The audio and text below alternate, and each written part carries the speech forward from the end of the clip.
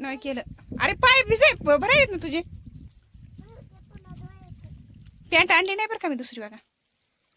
अरे मध्ये जाऊ नको रे मला.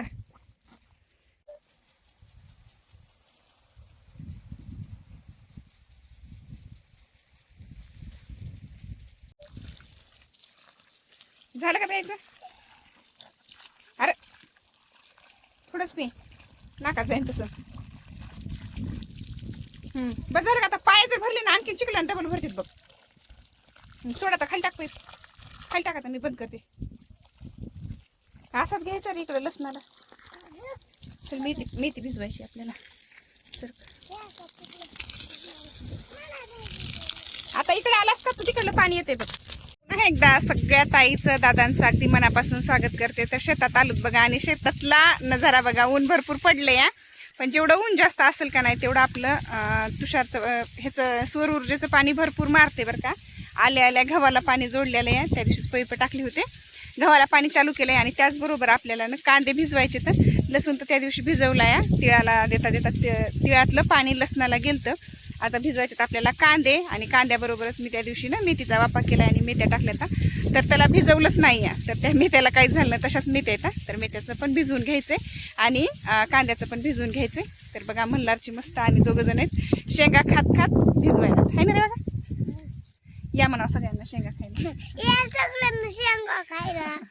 या ढाळे शेंगा सगळ्या चालत आमच्या शेतामध्ये. तर चला आता आम्ही भिजवतो कांदे आणि मेथीचा वापा.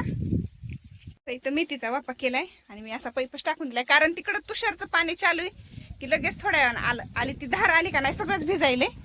आली आली आली आली तर सगळं अंग भिजायले, त्याच्यामुळे ना असा पैप टाकून दिलाय. तर थोडं थोडं शिपायचंय बरं का, असं टाकून नाही द्यायचं, शिपायचंय. मला तुझं अंग भिजायले बरं का.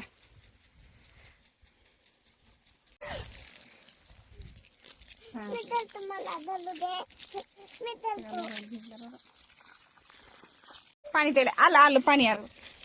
तर मलाच पाणी द्यायलाय, फक्त किती ढव झालाय मला. इथं भिजलं नाही असं.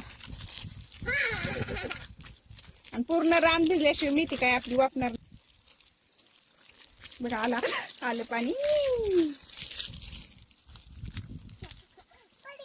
तिकडं पाईप तुमचं ते का बघ बरं बघा. नाही तुमचं ओढू का मग? तर हे भिजलं.